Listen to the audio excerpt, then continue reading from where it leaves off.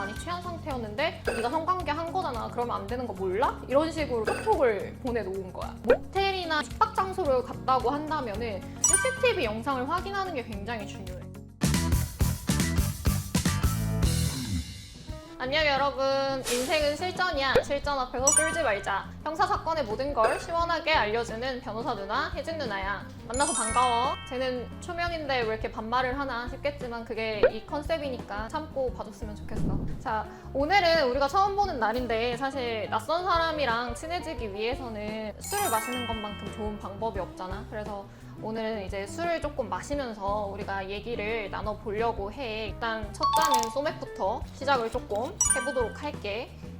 나는 사실은 굉장히 좀 술을 좋아하는 편이고 흔히 말하는 이제 애주가에 해당을 하는데 변호사 일을 하고 난 다음에 술을 좀 줄여야 되겠다 이런 생각을 많이 하기는 했어. 왜냐면 우리가 스포를 하자면 기본적으로 하게 될 얘기는 중간간과 관련한 얘기를 할 건데 중간간이 아니더라도 술로 인해서 발생하는 굉장히 여러 가지 범죄들이 있잖아. 특히나 뭐 흔한 케이스가 뭐가 있냐면 가장 문제가 되는 음주운전 케이스가 있겠고 그리고 술 마신 상태에서 다들 이제 감정이 격화된 상태에서 이제 싸움이 발생을 하게 되면 이게 폭행이나 상해 그리고 특히나 이제 주변에 이런 소주병 같은 것들이 있었다. 그래서 소주병으로 싸우다가 내려쳤다. 이렇게 되면 그게 또 특수 상해가 되는 거거든. 그런 여러 가지 상황들이 발생할 수 있기 때문에 나는 변호사 일을 하고 난 다음에는 술을 줄여야 되겠다 이 생각을 하게 됐고 그리고 실제로 술도 좀 줄이게 된 것 같아.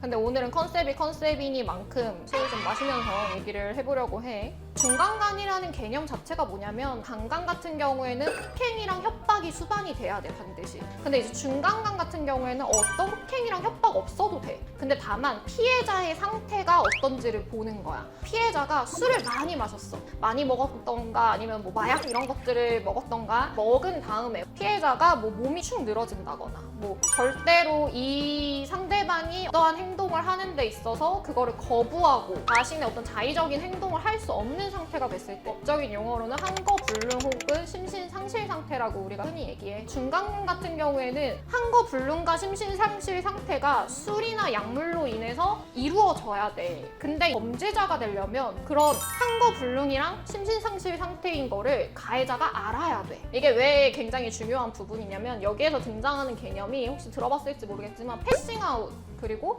블랙아웃이라는 개념이 있어. 그래서 패싱아웃이라는 개념은 뭐냐면 몸이 이렇게 축 늘어져 있을 정도. 보통은 술을 많이 취하면 이제 잠에 들고 이러는 사람들이 많잖아. 그래서 그 정도로 누가 봐도 막 몸도 이렇게 축 늘어져 있고 막 너무너무 많이 취한 상태. 이런 상태를 보통 우리가 흔히 패싱아웃이라고 하고 블랙아웃 같은 경우에는 흔히 말하는 우리 그 필름이 끊겼다라고 말하는 부분 있잖아. 좀 취해 보이긴 하지만 사람들이 블랙아웃 상태일 때에는 좀 멀쩡하게 평소 행동을 해. 이 상태가 사실은 블랙아웃인 거야. 그래서 중간간 관련해서 어떤 얘기를 해줄까? 왜냐면 했던 케이스가 너무너무 많은데 그래서 생각을 해봤는데 이게 나는 의뢰인 말이 100% 믿지만 굉장히 양쪽 증거가 팽팽하게 대립했던 사건이 있거든. 그 얘기를 한번 해보도록 할게. 무슨 사건이었냐면 나한테 의뢰를 한 분은 흔히 얘기하는 가해자 신분이 되신 남성분이었고 지금 피의자 신분이 되었고 중간간으로 고소당하셨습니다 이러면서 경찰서에서 전화를 받은 상태였어. 대체 그거를 피해를 주장하는 사람이 누구냐 이랬더니 동네 모임을 꽤나 오래 했던 사람인 거야. 그러니까 실제로도 이 두 사람이 그래도 한 3년 동안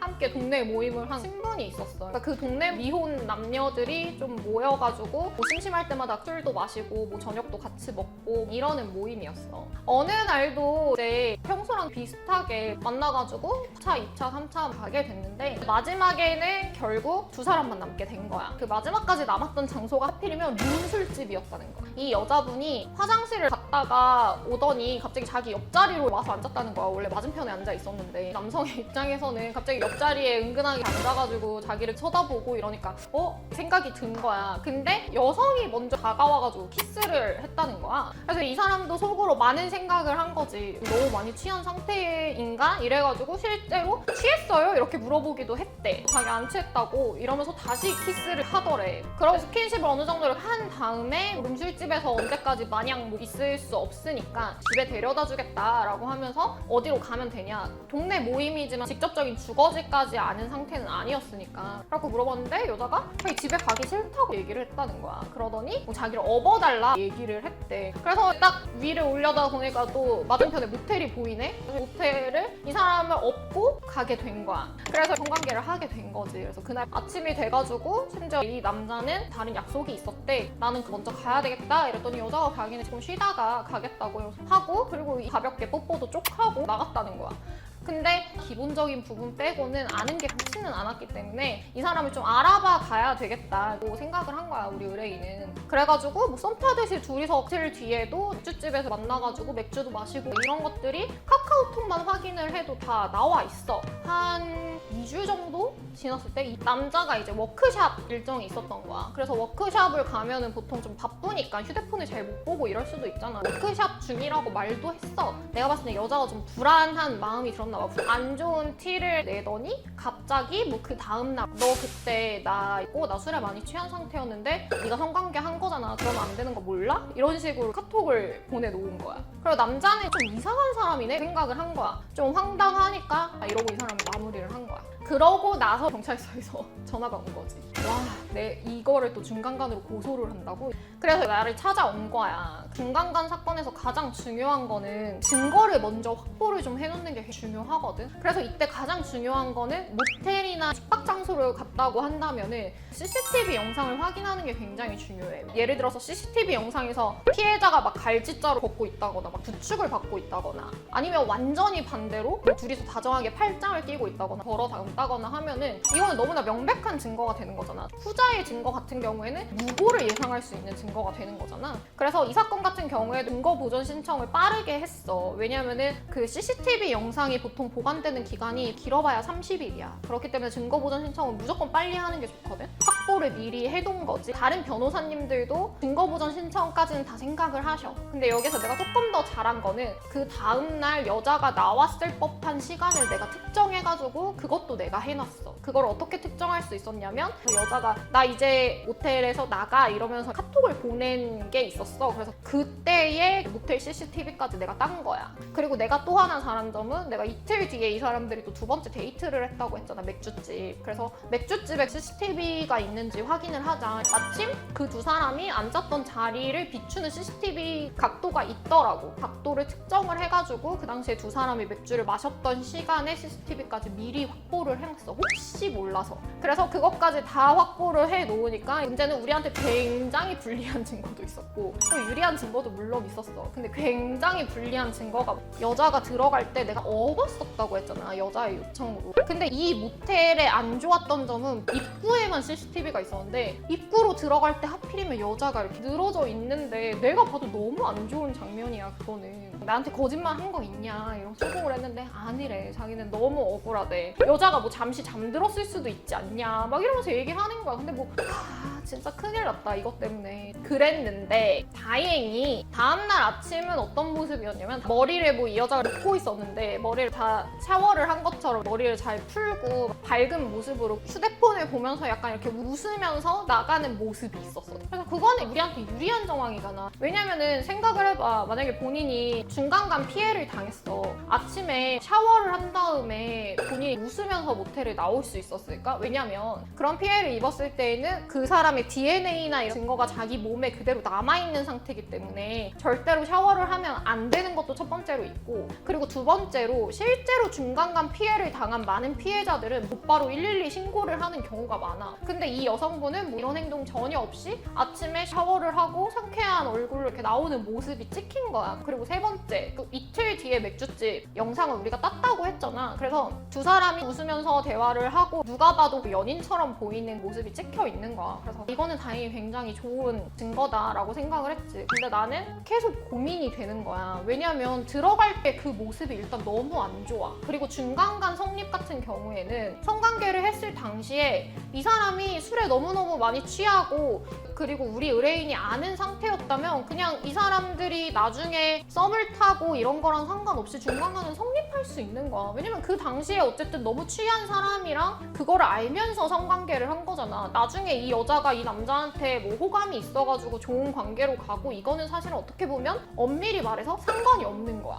근데 문제는 뭐냐면 이것까지 중간간이 된다면 이 세상에 중간간범이 되는 사람이 너무 많아질 수 있는 거야. 그리고 이 카카오톡 내용을 봤을 때 이 여자가 이 남자한테 막 잘생겼다고 하고 너 누구 닮았다고 하고 이런 게 카카오톡에 막 그대로 남아 있었어. 급발진해가지고 고소까지 나아간 정황이 보이는 거야.